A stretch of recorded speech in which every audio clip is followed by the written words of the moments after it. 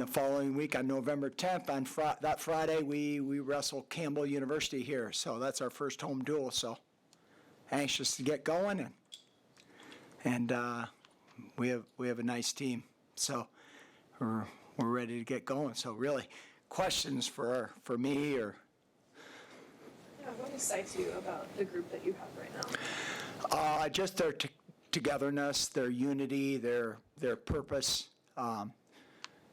We got a great culture on our team, and very blessed to have that. Just how they compete for each other. We could have had, maybe we probably could have been a trophy team last year going to the last day at the NCAA tournament. Had some unfortunate injuries with Peyton Robb and Brock Hardy, broke his ribs so the night before. So, but it's they just compete for each other, and it's really good. It's a unified group that is very together, and we got great leadership. Like I mentioned, we have 3 All-Americans and a Big Ten champ coming back, so those guys are really our leaders, and just because they had success is not why they're the leader. They're the leader because of their actions, what they do every day, how they conduct themselves, how they carry themselves, what they do off the mat, how they are student athletes. And so, Brock Hardy, who will be competing next weekend at the U23 World Championships for Team USA in Albania, of all places. And then Ridge Lovett, who's coming off a red shirt, national runner-up, and then Peyton Robb, and then Silas Allred. So those guys are kind of our leaders, and they do a great job. And yeah, that's. I could go on and on about them. So.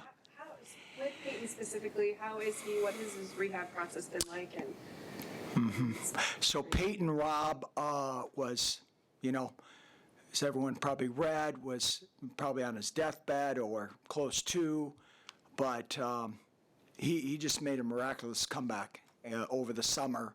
Our trainer did an awesome job with him, Dr. Claire, all the doctors there did a super job with Peyton, but he had to have skin graft on both sides of the leg, and his body just regenerated itself. So Tyler thought, well, maybe he'd be back on the mat in August, maybe at the best. Shoot, he was in early July and stronger and better than ever. He's mentally better, meaning he's just a stronger individual. Maybe he's more grateful, but his demeanor and his purpose for wrestling has reached new levels, if that makes sense. Yeah.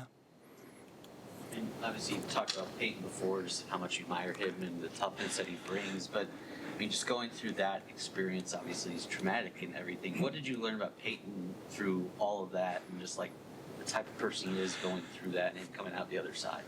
Well, he's really even-keeled guy. He is that way as a competitor, and when, pressure of life and death situation, he was laying in the hospital 2 days after the NCAA tournament. If I was his parent, his parents were. They were crushed, but it really just reveals his character and how he is as a person. He didn't panic. He just trusted the doctors and yeah, a lot of funny little stories about it. But he really withstood the pressure of the moment and just took it day by day and came through and he's better than ever, and he's just very grateful for where he's at, I think. We got time for one more? BTN just announced, a number of matches and everything that's going to be on the network, but even beyond just like the primary network, another 80 plus, and Nebraska is going to be well represented through all of that. What does it mean for both Nebraska and wrestling as a whole to see just the continued build of network coverage, both on BTN, Fox Sports, and beyond? Yeah, it's amazing. It just shows the popularity of our sport. There's a lot of good athletes out there.